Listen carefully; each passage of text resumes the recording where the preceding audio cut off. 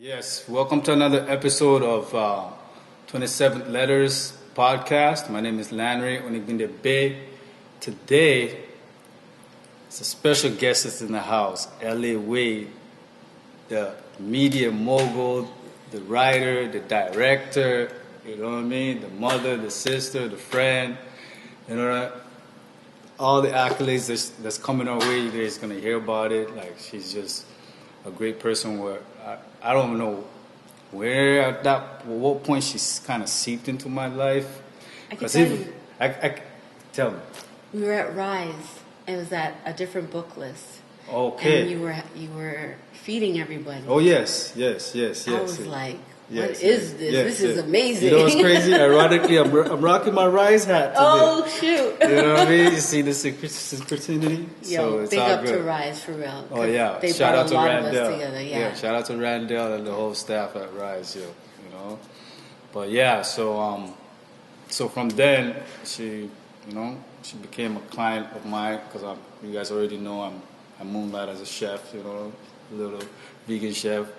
Meal prep catering service that I do, so she became one of my clients, and ever since then we've just been rocking, you know. And she's been blessed. She supports me like 100%.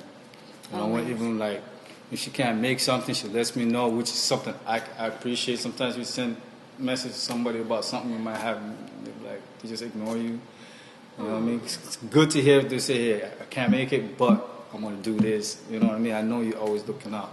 I appreciate you. I really do. Too. You know, like you've been a great friend, and you know, a real, like when you talk about group economics, you know, she's one person that she's talking about it. Yeah. You know what I mean? She lives it. You know what I mean? She's always including, like even with her movie that we're going to talk about that she did. She contracted me to do to feed her. Yeah, the craft service for that. So that was great. You know, got my name on the big screen too. 5 principles of seniority. You know, you large and in charge now. You deserve it. You deserve but for real, welcome to the show. Thank you. I'm gonna get right into it. Right when we start, I usually start with who's your mother. By the way, I seen her mother at the premiere of her movie. It was such a beautiful moment. Oh my God. That was a beautiful moment. Yeah. But we'll start with your mom because that's where everything starts from. Interesting. So, who's your mother? So my mother's name, her maiden name is Jean Kathleen Antoine. Do you want me to look at you? It don't matter. No, it don't matter. Yeah, I want to include people in the conversation. You can go back and forth. Okay, cool. So Jean Kathleen Antoine is her name. Her married name is Wade, which is where I got my last name. Okay. She comes from the tiny island of Grenada in the West Indies. Okay. She lived on the mountain in Montjaloux, which means jealous mountain.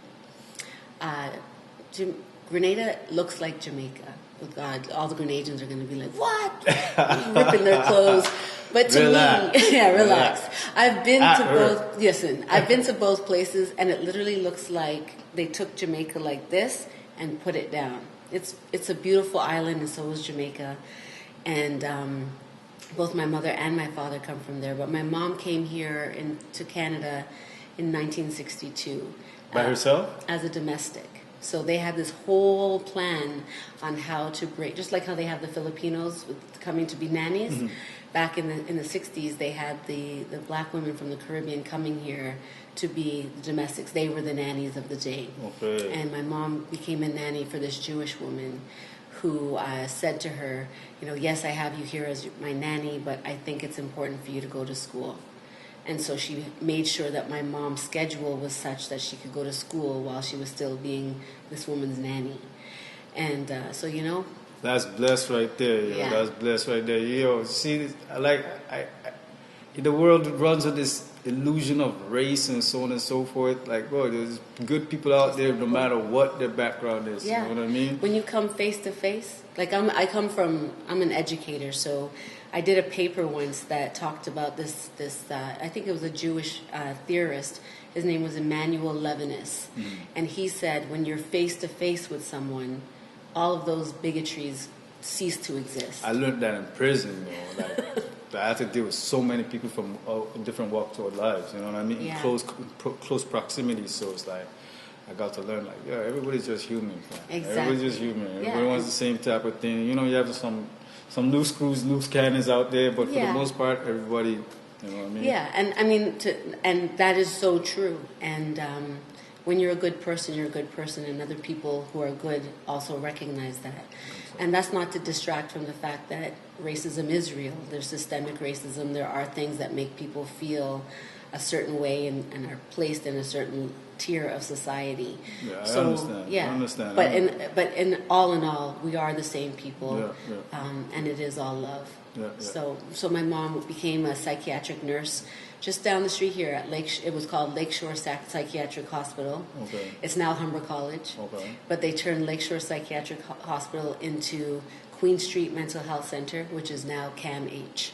So CAMH started at Lakeshore, and my mom was there for over 30 years as a psychiatric nurse. She had papers written about her, and she was, a highlight of what she did in her own space. She must have experienced some wild stuff. Guy, I could tell you some stories. Right? That's for another time. That is for another time. Yeah, but this woman, my mom, she worked her ass off, and she feels a lot of guilt around the things that happened to me when I was younger, because she wasn't there to protect me. We're going to get into that. Yeah. Well, you said to start with my mom. No. We're going to get into that. We'll get into that. So there was a lot of bumpiness in the beginning.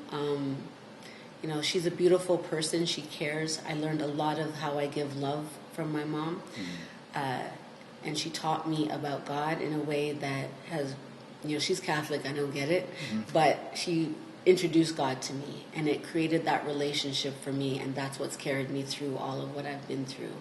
So I love my mother. Yeah, that's beautiful. So at what point did your dad come up to?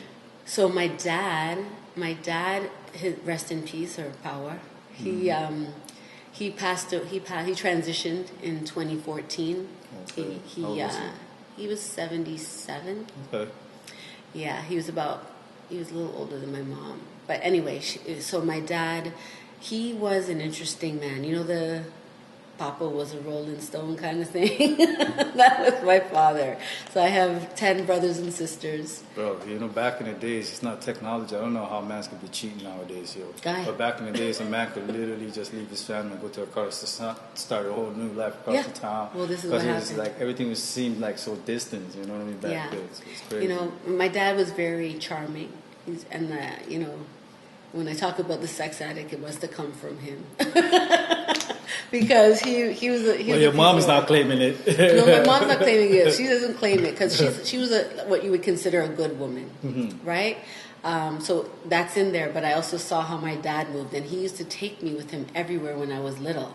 He would take me so that my mom would get the break, but really he was just using me as the decoy to go check other women. How old were you at that point? Oh my gosh, this has been since I was 5 years old. So at that point, did you catch on to what was going on? Only after he left. So he left when I was around 9, 10. And he had a heart attack in his 40s. Oh, wow. And he's like, I'm tired of this effing country, meaning Canada. He's going to go back to Grenada. So he's also from Grenada, from a small fishing village called Guave. Okay.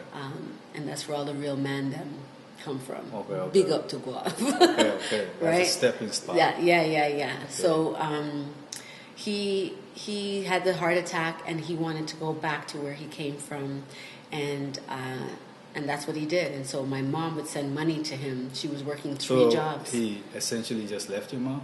Yeah. And said, I'm out? He said he was going for a short period of time.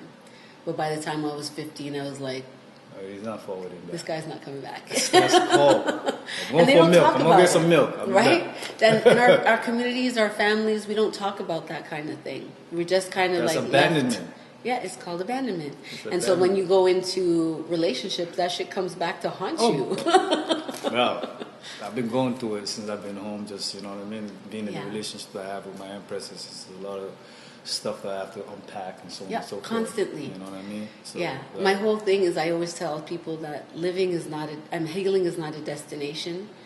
It's a living process. My living is my healing now, because I'm not going to arrive somewhere at healing. Anything could trigger me at any moment, so I have to constantly be holding myself accountable to where I am and what I'm doing, so that I can move forward. You gotta be present. Yeah, you gotta be present. 100%.